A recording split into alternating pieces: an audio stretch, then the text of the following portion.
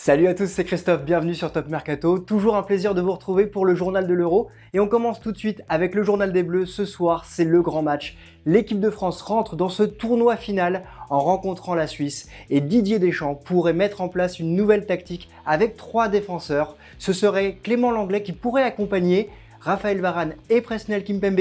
Dans ce cas, on aurait 2 pistons. Sur le côté droit, ce serait le retour de Benjamin Pavard et sur le côté gauche, ce serait Lucas Hernandez. Alors Lucas Hernandez ne s'est pas entraîné au niveau collectif hier soir, il s'est entraîné à part. Il pourrait être aussi remplacé par Adrien Rabiot. Alors évidemment, devant, on devrait retrouver le trio habituel avec Antoine Griezmann, Kylian Mbappé et Karim Benzema. Il y a une autre tactique qui pourrait être envisagée, évidemment, c'est un 4-2-3-1 plus classique avec nos 4 défenseurs habituels qui pourraient être titulaires. Tout dépendra évidemment de l'état de forme de Lucas Hernandez. Alors, que pensez-vous de cette tactique, ce 3-5-2 ou ce 3-4-1-2 qui pourrait être mis en place par Didier Deschamps? Il a seulement été mis en place 3 fois dans l'histoire du sélectionneur Didier Deschamps avec l'équipe de France et 3 fois c'était des victoires face à l'Albanie, face à la Suède et face à la Croatie.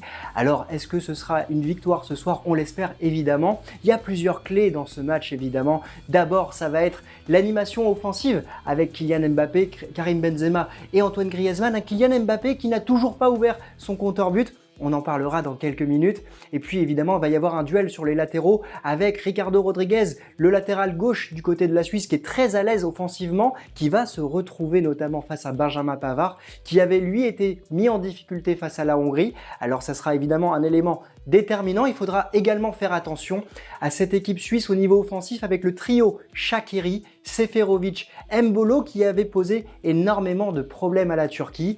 Alors évidemment, on en a parlé tout à l'heure, Kylian Mbappé n'a toujours pas ouvert son compteur but, on espère que ce sera pour ce soir. On sait qu'il avait été très à l'aise lors de la Coupe du Monde 2018 dans le tournoi final pour être décisif et impactant lors de ces matchs. C'est le match choisi d'ailleurs par notre partenaire Better Barrière Bet qui nous accompagne pendant toute la durée de l'Euro. Vous pouvez avoir jusqu'à 250 € de bonus de bienvenue avec le code BETMAX.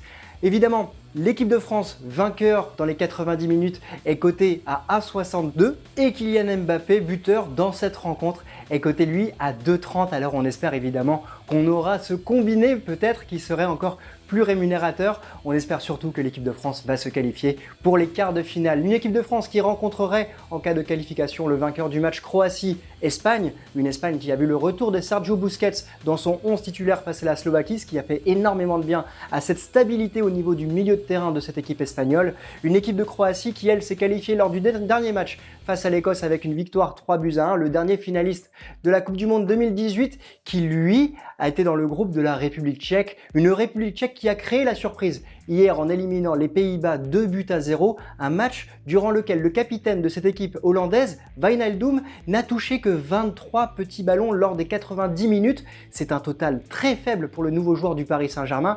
Une équipe de République tchèque qui a vraiment pressé haut, qui a gêné ce milieu de terrain hollandais et qui a marqué en deuxième mi-temps, suite notamment à l'exclusion de De Ligt, qui lui a pris un carton rouge suite au recheck du VAR. Alors, cette République tchèque, elle a créé la surprise, elle rencontrera le Danemark samedi prochain. Le Danemark qui s'est qualifié en éliminant le Pays de Galles 4-0, 4 buts dont 2 du Niçois Dolberg et 1 du Barcelonais Braithwaite. Cette équipe du Danemark, elle a un élan de solidarité, on le répète depuis le début de cette compétition et le malaise cardiaque de Christian Eriksen.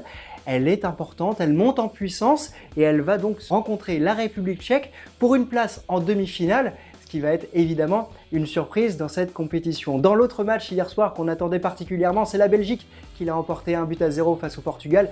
Une Belgique qui met le seum au Portugal. Ça nous rappelle évidemment la Coupe du Monde 2018 et cette équipe belge qui avait été éliminée par l'équipe de France lors de la demi-finale. Une équipe belge hier qui a moins eu la possession que le Portugal. Une équipe belge également qui a moins tiré au but, un tir cadré pour un but. C'est une efficacité, une équipe belge qui a cependant perdu Eden Hazard avec une blessure à la cuisse et surtout Kevin De Bruyne blessé à la cheville. Alors évidemment, on espère pour nos amis belges qu'ils pourront tenir leur place face à l'Italie vendredi prochain.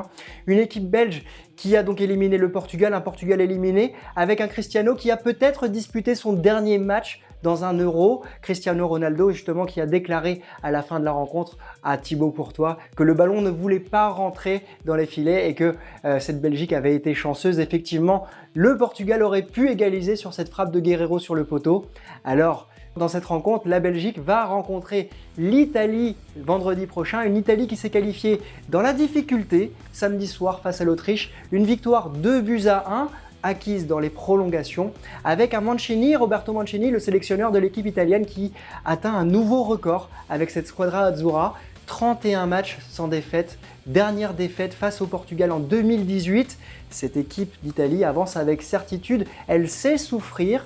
Et c'est important pour la suite de la compétition. Évidemment, on reviendra sur ce grand match qu'on attend évidemment vendredi soir, Belgique-Italie, en quart de finale de cet Euro. Alors, nous, on vous laisse évidemment en attendant avec impatience cette rencontre de France-Suisse ce soir. Dites-nous en commentaire quel est votre pronostic. On sera attentif à ça et puis on espère évidemment une victoire des Bleus. Et on se retrouve demain matin pour le débrief de cette rencontre avec, on espère, cette qualification de l'équipe de France. Très bonne journée à vous et à très bientôt. Ciao!